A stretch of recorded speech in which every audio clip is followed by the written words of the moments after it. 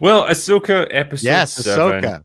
came out, and well, it's more of the same. How did you guys feel about it? Because I was bored out of my mind. I have a theory. I have a feeling it was probably going to happen. Shin's probably going to join Ahsoka, right? That's going to happen. She's not going to die. They're I don't think they have a goal to no kill one's her, going to but- die, I don't think, because they need to set up season 2. Yeah, now I'm not even sure Balin's going to die. No. They might recast him at this point. I'm not sure, 'cause Shin kills Balin. that I think was what's gonna my happen- assumption, but now I'm not sure after the new episode. I think what's going to happen maybe- is... Oh, sorry, go ahead. Maybe Thrawn kills Balin? That's what I think is going to happen. Balin's got Oh. a quest line he's got to solve. He's got his whole, like, I sense a power in this planet and I got to find it. And he doesn't want to... I think the last shot of Balin in the story of that episode was him deciding, you know what, f this. I don't want anything to do with Thrawn, this mission, Ahsoka. I just want to go do my thing. And I think that's what's going to happen in the next episode. He's going to be doing his weird Witches of the Dathomir thing. And then they might have to recast him, yeah. I'm not sure he's going to die anymore. It's too Thrawn bad. did He's the threaten best to. character. Thrawn did threaten to kill him and the poodle girl. Yeah, Yeah, he's pretty Poodle much- Girl's not dying, though. For no, sure. she's a strong female character. But yeah, he was just going to leave them behind, wasn't he? Yep. He was Well, happy to he just was- abandon them there. And he was Yep. partially hoping they'd die to the fight in general, right? Yeah. He said it wouldn't matter if they just perish anyway. My favorite part of the Thrawn's episode super smart. is when Ezra said, "I don't need weapons. I only need the Force to protect me." And then he picks up a laser gun and starts killing That was dudes in dumb cold as blood. fuck. Yeah. My What a favorite part. mistake. My I- favorite part was when his witch, who's no longer a witch, what's her name, Heather or whatever, says, "Yes, but you're wiping out your men and everything else." It was my plan. It doesn't matter. We're just wasting. She's just wasting time. We just needed more time to put my Yeah. furniture from my Yeah. living room into the Death Star, into the Star Destroyer. I think we pointed I this was out on saying to- Brown Show the last night when we were talking about Thrawn. Like Thrawn in the books is popular because he's genuinely quite clever, and the writer was able to convey his intelligence and make him seem like an imposing villain. He's not magical. He doesn't have these super weapons. He's not a Sith master. He is just a very clever guy, and he became popular because that was depicted quite well. That since Filoni took him over, he is now the stupid person's idea of what a smart person is. So like Yes. all his lines are written by a stupid person because they met a smart guy once and he always sounded like he knew what he was doing. So that's I what said Thrawn's this- going to be like. I said this to Mo earlier, right? There was someone in chat last night who just summed Thrawn up perfectly in this. It's like he would go to tie his shoelaces and like fall over and faceplant and shit himself simultaneously, and then stand up and go, "Ha! This is exactly what I'd intended. It's the last thing they expected from me." Like, you know, it's just like failing constantly, but pretending like he's doing the right thing. you know? Just like I planned. It's like Maxwell It's pretty Smart, embarrassing. right?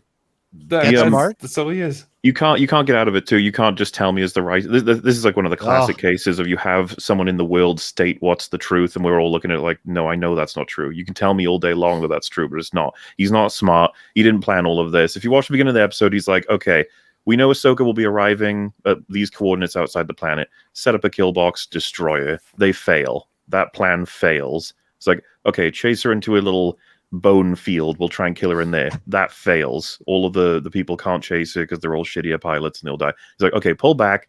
We'll wait and then we'll scan and then we'll shoot her and kill her. They do that. It fails. And they're like, fuck.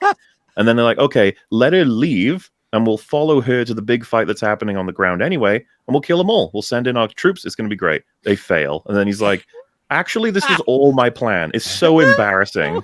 It's like we've lost hundreds of men and we've done absolutely no damage to them, but we delayed them by a bit.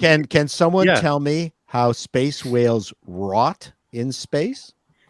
No idea. Good question. Living bones? Can someone please tell me what's the physics behind that? I Why love the nitpicking idea that they science, go bro? they go to this planet to die, apparently, according to Uh-huh. Balin, It's their right? And so graveyard. they get there and then they start getting attacked by by mines, which do absolutely nothing to them, Nothing. like space mines, which blow Oh, up. dude, there's And like it's a, like, a whale do that you gets think the hit by, whales like, were? 15 of them and it doesn't do shit. They don't even bleed. Like there's no Whoa. wounds. There's nothing. They just go. Yeah, do you think the whales were like, "I just wanted to die in peace"? I really hope they can pay that off. Whatever Balin's looking for. Oh I'm my blown away that God, they it's maintained so throughout that freaking- episode that the whales were no guarantee of anything. The Ahsoka was making all this up as she went along. Like Hu Yang actually confirms that with her, and she's like, "Yeah, well, This worked out, didn't it? Is that what?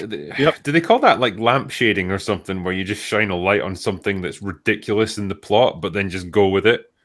Where Yeah, he's pretty like, much. literally, we don't even know if these fucking things are going to take us to the right galaxy. Never mind the right solar system. Never mind the right planet in that system. And she's like, "Yeah, you're right." Well, she even said something like, but I "That's the fun of it," or something. That's like the adventure. No, she says, "I think the odds are good," and he's like, "No, they're astronomically terrible, you absolute tool." And she's like, "Well, you should have said something." And then he's like, "Yeah, I did."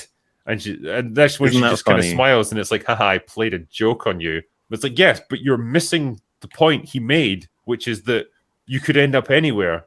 You're trusting your that's- entire life to a fucking space whale.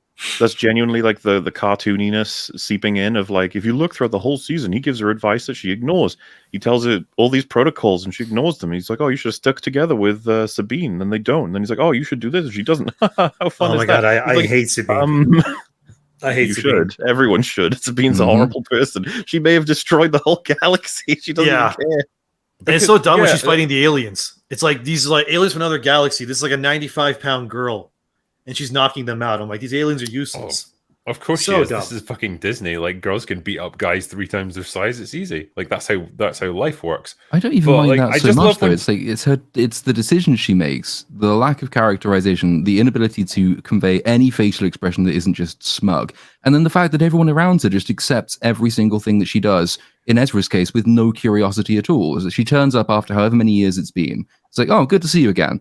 Yeah, great. I thought that was supposed to be an important plot point, but apparently we've moved on. He says, "How did you get here?" She says, "A good question for another time."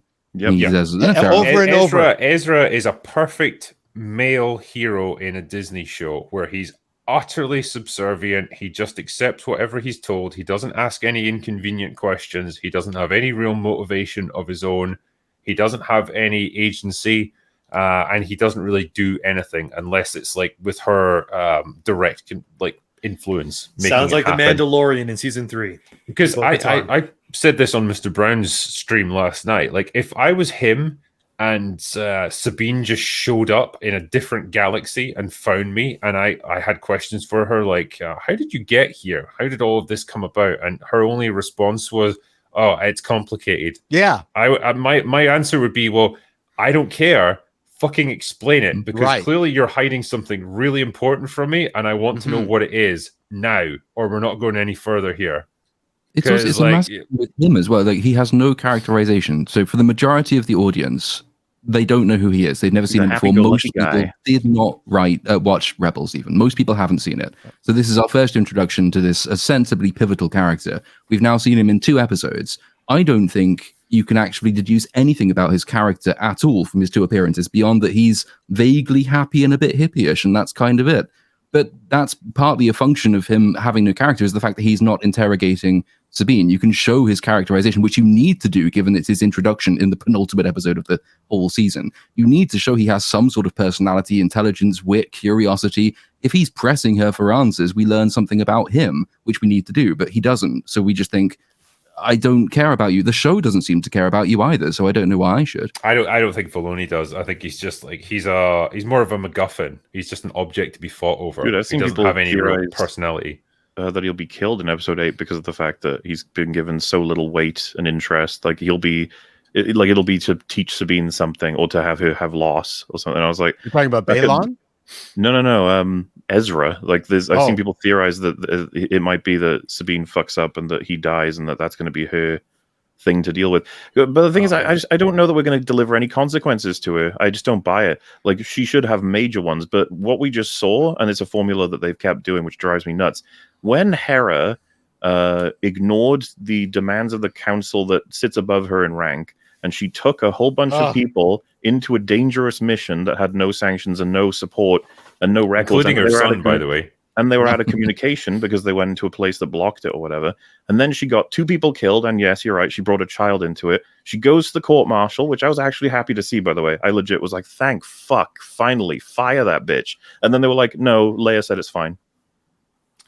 And you notice how it's like, it wasn't just how convenient that is and how it's impossible in terms of the logistics that would even happen. Even Mon Mothma points out that that's illegal and impossible, but who cares, right? Lampshade.